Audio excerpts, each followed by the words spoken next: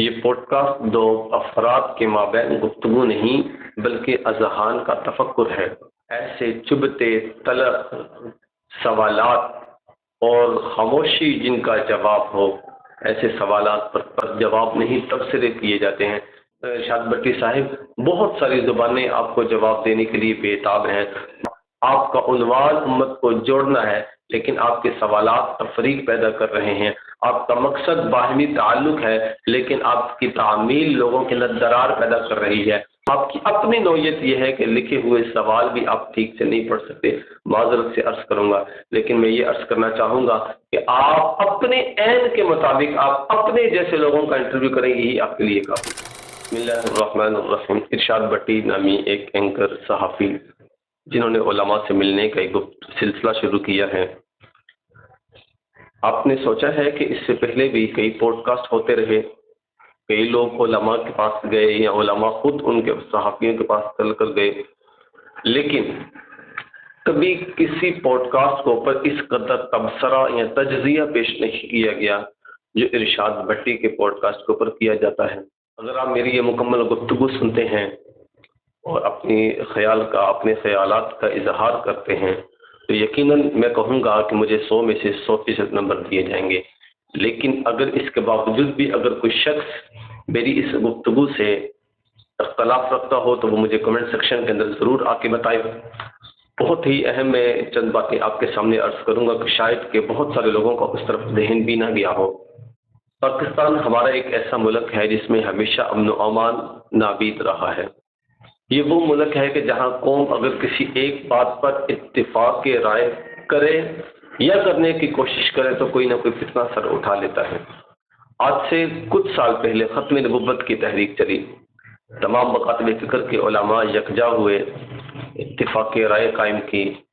جو ہی یہ معاملہ محبت اور ہمدردی کے اندر تبدیل ہونے لگا، فی الفور ایک شخص سوشل میڈیا کی دنیا میں قدم رکھتا ہے، یوٹیوب کے اوپر قدم رکھتا ہے اور وہ ایسی گفتگو کرتا ہے کہ جس کی وجہ سے پورے معاشرے کے اندر بد امنی، بدحالی اور بد زبانی پیدا ہونی شروع ہو جاتی ہے۔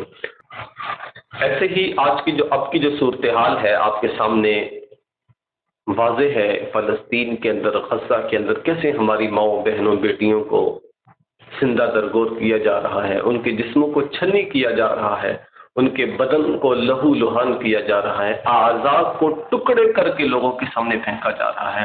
وہ وقت کہ جس میں ہم قریب تھا کہ یہ قوم یکجا جمع ہوتی، فلسطین کے بارے میں ایک آراء قائم کرتی، ان کی محبت کے لیے اور ان کے تعاون کے لیے کوئی بہترین صورتحال نکالتی، اسی دوران ارشاد بٹی نامی صحافی انہوں نے علماء سے ملنے کا ایک سلسلہ شروع کر لیا۔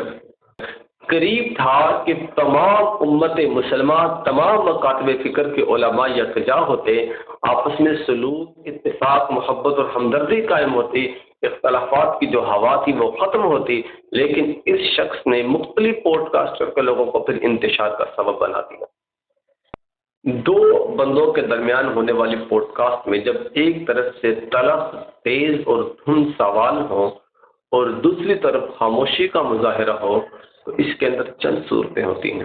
پہلی صورت یہ جو خاموشی ہے بطور احتجاج ہے یا عدم اتفاق ہے کہ سوال کے جواب دینے کے لیے شخص آمادہ نہیں ہے، وہ جوابات کو دبانا چاہتا ہے، وہ ان کے سوالات کو ناپسندیدگی کا اور عدم اتفاق کا اظہار کرتا ہے۔ نمبر 2، یہ بھی چیز ممکن ہے کہ سوال اس قدر گہرے ہیں، سوال اس قدر پیچیدہ ہیں کہ علمی طور پر فی الفور اس کے جواب ذہن کے اندر آمادہ نہیں ہو پا رہے۔ نمبر 3، کہ جواب نہ دینا یہ دانائی کی علامت بھی ہوا کرتی ہے کہ اگر جواب دیا جائے تو ممکن ہے کہ ماحول خراب ہو جائے۔ ماحول کو سنجیدہ رکھنے کے لیے، ماحول کو بچانے کے لیے خاموشی کا مظاہرہ کیا جاتا ہے۔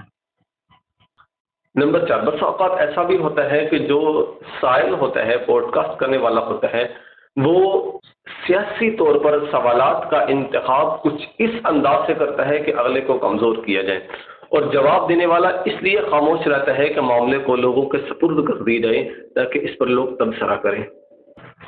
ارشاد بٹی اور بقیہ دیگر ہر ایک عالم کے ساتھ ہونے والا پوڈ کاسٹ، یہ دو لوگوں کا نہیں بلکہ مختلف ذہنوں کا ٹکراؤ معلوم ہوتا ہے۔ یہ پوڈ کاسٹ دو لہجوں کا نہیں بلکہ مختلف زبانوں کا ٹکراؤ معلوم ہوتا ہے۔ ایک طرف زبان تھی جو سوالات کی دھاڑ لیے کھڑی کھڑی باتیں کر رہی تھی، دوسری طرف خاموشی تھی جو سناٹے میں بھی شور کر رہی تھی۔ سوال اگرچہ لبوں سے نکل رہے تھے مگر جواب شاید دل کی دیواروں سے ٹکرا رہے تھے۔ کہ آپس میں مکالمہ کم مگر معنی خیز خاموشیوں کا بیانیہ زیادہ تھا، جیسے کسی سبزے پر خزاں نے دستک دی ہو اور وہ جھومنے کی بجائے تھم سا گیا ہو۔ یہ پوڈ کاسٹ دو افراد کے درمیان گفتگو نہیں بلکہ ایسی صورتحال کی عکاسی کر رہی تھی جو ہمیں روزمرہ کی زندگی میں دیکھنے کو ملتی ہے، کہ جہاں ایک فریق شدت سے سوالات کو آگے بڑھانے کی کوشش کر رہا ہے اور دوسرا شخص خاموشی کو اپنا جواب لیے بات کو تھمانے کی کوشش کر رہا ہے۔ اور وہ خاموشی کوئی بے خبری نہیں ہے بلکہ ایک سوچا سمجھا توقف ہے۔ خاموشی کی وجہ یہ بھی ہے کہ اگر کلام کیا جائے تو معاشرے کے اندر بدامنی پیدا ہو، حالانکہ آنے والا اپنے مقصد کو یوں بیان کرتا ہے کہ میرا مقصد یہ ہے کہ تمام مکاتب فکر کے علماء یکجا جمع ہو، لیکن آپ سوال سنیں۔ ان سوالات کی نوعیت کچھ اس طرح کی تھی کہ دیکھنے والا کسی اعتبار سے بھی یہ فیصلہ نہیں کر سکتا کہ ان پوڈ کاسٹ سے یا ان ملاقات سے مطلب ان ملاقات کا مقصد باہمی اعتبار سے لوگوں کے اندر محبت کو اور تمام مکاتب فکر کو یکجا جمع کرنا تھا۔ کوئی ایک شخص بھی اس بات کی تائید نہیں کر سکتا۔ طلب اور چبھتے ہوئے سوالات اس بات کی علامت ہے اور اس بات کی دلیل ہے کہ اس پوڈ کاسٹ کو بقیہ صحافیوں کی پوڈ کاسٹ منفرد رکھا جائے، مثال دار رکھا جائے، تاکہ لوگ چسکے لے کر سنیں، لوگ ایک دوسرے کے اوپر تبصرے کریں، ہماری روزی روٹی اچھی چلتی رہے۔ میں آپ کو ایک بات بتاؤں کہ ارشاد بٹی صاحب جو ہیں، آپ ان کے چینل کا وزٹ کریں۔ ان علماء سے پوڈ کاسٹ کرنے سے پہلے ان کی کوئی ایک ویڈیو بھی ملین سے اوپر نہیں گئی سوائے عمران خان کی ایک ویڈیو کے، لیکن جب سے ان موصوف نے، اس حضرت نے اس عنوان کا، اس موضوع کا انتخاب کیا ہے، ویڈیو 2.5 2.4 2.3 ملین کو بھی کراس کر رہی ہے، روزی روٹی کا سلسلہ اچھا چل رہا ہے۔ ارشاد بٹی صاحب اگر آپ میری بات کو سن رہے ہیں تو میں معذرت سے آپ سے عرض کروں گا کہ آپ نے دین کے اوپر سوالات ضرور اٹھائے ہیں لیکن دین کو سمجھا نہیں۔ آپ نے دین کے اوپر تبصرہ ضرور کیا ہے لیکن دین کی حقانیت کو آپ نے جانا نہیں۔